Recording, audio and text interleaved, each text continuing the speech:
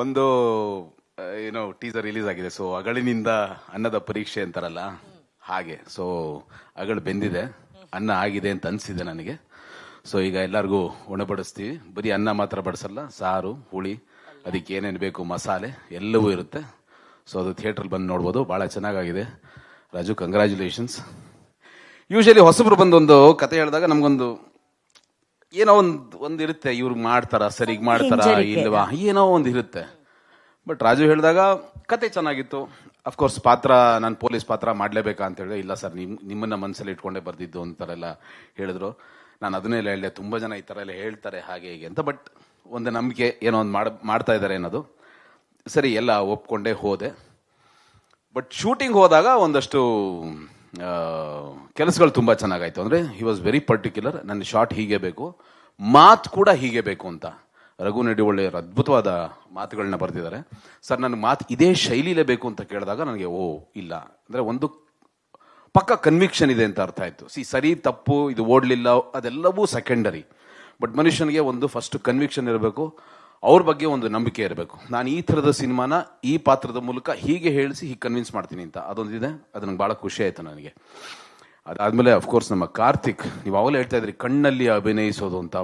ಆ ಕ್ಯಾಮ್ರಾಮನ್ ಕಣ್ಣಲ್ಲಿ ಅದೆಷ್ಟು ಚೆನ್ನಾಗಿ ಅಭಿನಯಿಸಿದಾರೆ ರೀ, ಇಂಪಾಸಿಬಲ್. ನನಗೆ ಸ್ಪಾಟಲ್ಲಿ ಅದು ಗೊತ್ತಾಗ್ತಿರ್ಲಿಲ್ಲ. ಬಟ್ ಅವ್ರ ಕೆಲಸನ ನೋಡಿದ್ದೆ. ನನಗೆ ಯಾವಾಗಲೂ ಕ್ಯಾಮ್ರಾಮನ್ ನೋಡಿದ್ರೆ ಏನು ಅನ್ಸೋದ್ರೆ, ಈಗ ಪ್ಯಾಕಪ್ ಹೇಳಿ ಹೋಗ್ತಾರೆ ಅವರು ಅಂತ. 10 ಗಂಟೆಗೆ ಶಾರ್ಟ್ಗೆ ಹೋದ್ರು ಹಿಂಗೆ ತೆಗೆದ್ಬಿಟ್ಟು ಅವ್ರ ನನಗೆ ಈಗ ಹೋಗ್ತಾರೆ, ಅವ್ರು ಪ್ಯಾಕಪ್ ಹೇಳ್ಬಿಟ್ಟು ಹೋಗ್ತಾರೆ ಅನ್ನೋ ಥರ ಇದ್ರು. ಬಂದಿದ್ದಾರೆ ಕಾರ್ತಿಕ್. ಓಕೆ, ಬಹಳ ಅದ್ಭುತವಾದ ಕೆಲಸ ಮಾಡಿದ್ದಾರೆ ಆ್ಯಂಡ್ ಮಾಡಿಸಿದ್ದಾರೆ ರಾಜು ಅವರು. ಸೊ ಎಲ್ಲರ ಕಲ್ಪನೆಯ ಕಣ್ಣಿನ ಭಾವ ಈ ಸಿನಿಮಾದಲ್ಲಿದೆ. ನನಗೆ ಬಹಳ ಇಷ್ಟ ಆಯಿತು. I am very much excited. ಈಗ ಸೀಕ್ರೆಟ್ ಬಗ್ಗೆ ಹೇಳ್ತೀನಿ. ಒಂದು ಕೊತ್ತಲವಾಡಿ ಅನ್ನೋದೇ ನನಗೆ ಸಿನಿಮಾ ಟೈಟ್ಲ್ ಅನ್ನೋದು ಗೊತ್ತಿರಲಿಲ್ಲ. ಗೊತ್ತಿರ್ಲಿಲ್ಲ ನನಗೆ. ವಿತೌಟ್ ನೋಯಿಂಗ್ ದ ಟೈಟಲ್ ನೀವು ಸಿನಿಮಾ ಆಕ್ಟ್ ಮಾಡಿ. ಸಿನಿಮಾ ಚೆನ್ನಾಗಾಗ್ತಿದೆ, ದೈತ್ಯ ಪ್ರತಿಭೆಗಳೆಲ್ಲ ಇದ್ದಾರೆ, ಪೃಥ್ವಿ ಅಂಬರ್ ಇದ್ದಾರೆ, ಗೋಪಾಲ್ ಇದ್ದಾರೆ. ಇದಕ್ಕೆ ನೆನ್ಬೇಕು, ಒಳ್ಳೆ ಸಿನಿಮಾ ಆಗುತ್ತೆ. ಅವಿನಾಶ್ ಆಕ್ಟ್ ಮಾಡಿದ್ದಾರೆ. ಸೊ ಚೆನ್ನಾಗಾಗುತ್ತೆ ಸಿನಿಮಾ ಅಂತ ನೋಡೋಣ ಅಂತ. ಆಮೇಲೆ ಒಂದೊಂದಾಗ ಕೊತ್ತಲವಾಡಿ ಬಹಳ ಇಂಟ್ರೆಸ್ಟಿಂಗ್ ಅನಿಸ್ತದೆ. ಅರೆ ಇದೇನು ಈ ಥರದ ಹೆಸರು ಇಟ್ಬಿಟ್ಟಿದಾರಲ್ಲ ಅಂತ ಅನಿಸ್ತು. ಜೊತೆಗೆ ಪೃಥ್ವಿ ಅಂಬರ್ ಅವರ ಚಿತ್ರನೂ ನೋಡಿದೆ, ಬಹಳ ಅದ್ಭುತವಾಗಿತ್ತು. ಎಕ್ಸ್ಪ್ರೆಷನ್ ಇರ್ಬೋದು, ದ ಟೋಟಲ್ ಡಿಸೈನ್ ಇರ್ಬೋದು. ಅದಾದ್ಮೇಲೆ ಒಂದು ಇದ್ದಕ್ಕಿದ್ದಾಗ ಒಂದು ದಿವಸ ಫೋನ್ ಬರುತ್ತೆ. ಸರ್, ನಿಮ್ಮ ಹತ್ರ ಒಬ್ರು ಮಾತಾಡ್ಬೇಕಂತೆ, ಫೋನ್ ಕೊಡ್ತೀನಿ. ಯಾರು? ಯಶ್ ಅವ್ರ ಅಮ್ಮ. ಅವ್ರು ಯಾಕೆ ಮಾತಾಡ್ತಾರೆ ನನ್ನ ಹತ್ರ ಅಂದೆ. ಒಂದು ನಿಮಿಷ ಕೊಟ್ಟೆ ಬಿಟ್ರು. ಏನು ಗೊತ್ತಿಲ್ಲ. ಆ ಕಡೆಯಿಂದ ಧ್ವನಿ, ಅಪ್ಪ ದೊಡ್ಡ ಮಗ ಹೇಗಿದೆಯಾ ಅಂತ ಫೋನು. ಅಮ್ಮ ಹೇಳಿಮ್ಮ, ಈ ಚಿತ್ರಕ್ಕೆ ನಾನು ನಿರ್ಮಾಪಕಿ ಎಂದ್ರು. ಅಲ್ಲಿ ತನಕ ನನಗೆ ಗೊತ್ತಿಲ್ಲ ಇದು ಇವ್ರದ್ದು ಪ್ರೊಡಕ್ಷನ್ ಅಂತ. ಸೊ ಈ ಥರದ ಒಂದು ಸರ್ಪ್ರೈಸ್ ಶಾಕ್ ಕೊಟ್ಟಿದ್ದಕ್ಕೆ ಥ್ಯಾಂಕ್ಸ್ ಅಮ್ಮ, ನನಗೂ ಗೊತ್ತಿರಲಿಲ್ಲ.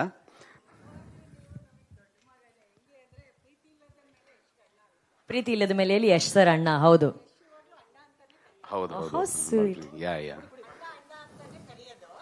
ಜೊತೆಗೆ ಅವ್ರಿಗೆ ಗೊತ್ತಿಲ್ಲ ನಮ್ ಬ್ಯಾನರ್ ಅಂತ ಪಾಪ. ಅದಕ್ಕೆ ನಾನು ಹೇಳಿದೆ, ಹೆಂಗಿದ್ಯಪ್ಪ ದೊಡ್ಡ ಮಗನೇ, ನಂದೇ ಬ್ಯಾನರು, ಶೂಟಿಂಗ್ ಮುಗ್ದಿದೆ, ಏನು ಅನ್ಕೋಬೇಡಿ, ಸರ್ಪ್ರೈಸ್ ಆಗಿ ಮಾಡಿದ್ವಿ ಅಂತ ಹೇಳಿದ್ದು. ನಿಜವಾಗ್ಲೂ ಇವತ್ತು ಅಣ್ಣ ಅಂತಾನೆ ಕರೆಯೋದಲ್ವೇನ್ರಿ? ಹೌದೌದು, 100%. ಜೊತೆಗೆ ಇವರು ತುಂಬಾ ವರ್ಷದಿಂದ ಅಣ್ಣ ತಮ್ಮದಿರು. ನಾವು ನಿಮ್ ಚಿಕ್ಕಣ್ಣ ಅಂತಾನೆ ಕರೆಯೋದು. ಗೆಸ್ಟಿಂಗ್ ಮನೇಲೆಲ್ಲ ಮಾತಾಡ್ಬೇಕಾದ್ರೆ ಹಂಗೆ ಹೇಳೋದು.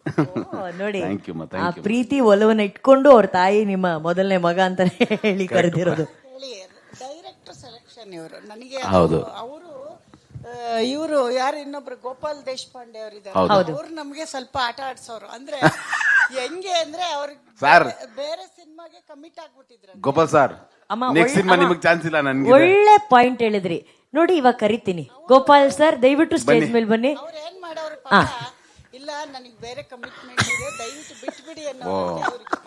ಒಳ್ಳೆ ಚಾನ್ಸ್ ಮಿಸ್ ಮಾಡ್ಕೊಂಡ್ರಿ ಗೋಪಾಲ್. ಇಲ್ಲ ಅಮ್ಮ, ನಂಗೆ ಅವರೇ ಬೇಕು. ಅದೇ ಏನ್ ಮಾಡಿದ್ರಿ, ಅವ್ರು ಬೇಕು ಅಂದ್ರೆ ಅವ್ರು ಬರಲ್ಲ. ಅವ್ರು ಸ್ಟ್ರೈಟ್ ಅಮ್ಮನ ಹತ್ರನೇ ಹೋಗ್ತಾ ಇದಾರೆ. ಅಮ್ಮ ನಮಸ್ಕಾರ, ಪೇಮೆಂಟೇ ಬೇಡ ಅಮ್ಮ ನನಗೆ ಅಂತಿದ್ದಾರೆ. ಹಾಗಾಗಿ ಸೆಲೆಕ್ಟ್ ಮಾಡಿದ್ದು. ಬಟ್ ನಾನು ಹೇಳ್ದೆ, ನೋಡಪ್ಪ ಇನ್ನೊಂದು ಆಪ್ಷನ್ ಕೊಡ್ತೀನಿ, ನೀನ್ ಸುಮ್ನೆ ಅವ್ರ ದುಡ್ಡು ತಗೋತಾ ಇಲ್ಲ, ಅಡ್ವಾನ್ಸ್ ತಗೋತಾ ಇಲ್ಲ, ಏನ್ ಮಾಡೋದಪ್ಪ ನೋಡು ಅಂದೆ. ಆಮೇಲೆ ಹಿಂಗೋ ಮಾಡಿದ್ರು. ಯಾಕೆ ಸರ್? ಅಮ್ಮ ಒಳ್ಳೆ ಪಾಯಿಂಟ್ ಕೊಟ್ರಿ ಅಮ್ಮ. ಇವ್ರು ಹಂಗೆ ಸರ್ ಪ್ರೆಸ್ ಮೀಟಿಗೆ ಬರ್ತಾರೆ, ಅಲ್ಲೂ ಆಟ ಆಡಿಸ್ತಾರೆ.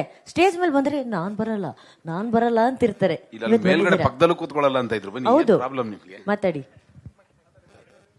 The nation wants to no.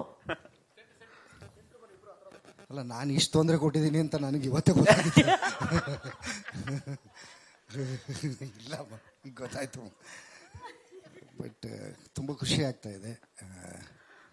ನೋಡಿ, ಇವ್ರು ಮಾಡಿರೋ ಪಾತ್ರಕ್ಕೂ ಇವ್ರು ಇರೋ ರೀತಿಗೂ ಸಂಬಂಧನೇ ಇಲ್ಲ. ನಿಜವಾಗ್ಲೂ ನನಗೆ ಒಂದು ಸೀನ್ ಮಾಡುವಾಗ ಇವ್ರ ಜೊತೆ ಹೆದರಿಕೆ ಆಗತ್ತೆ. ಅಂದ್ರೆ ಯಾವ ಕ್ಷಣದಲ್ಲಿ ಅದ್ ಯಾವಾಗ ಹಿಂಗ್ ತಿಂತಾರೆ ಗೊತ್ತಾಗಲ್ಲ, ಏನ್ ಮಾಡ್ತಾರೆ ಗೊತ್ತಾಗಲ್ಲ.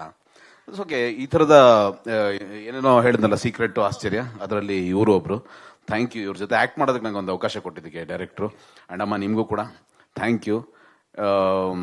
ಹೇಳಿಲ್ವಾ, ಈಗ ನಾವೆಲ್ಲ ಎಲ್ಲರೂ ನೋಡ್ಲಿ ಅಂತ ಕೆಲಸ ಮಾಡೋ ಒಂದು ವರ್ಗ ಇರುತ್ತೆ, ಎಲ್ಲರೂ ನೋಡ್ತಾ ಇದ್ದಾರೆ ಅನ್ಕೊಂಡು ಕೆಲಸ ಮಾಡೋ ಒಂದು ವರ್ಗ ಇರುತ್ತೆ. ಆ ಸಾಲಿಗೆ ಅಮ್ಮ ಮತ್ತೆ ಅರುಣ್ ಕುಮಾರ್ ಅವರು ಸೇರಿದ್ದಾರೆ.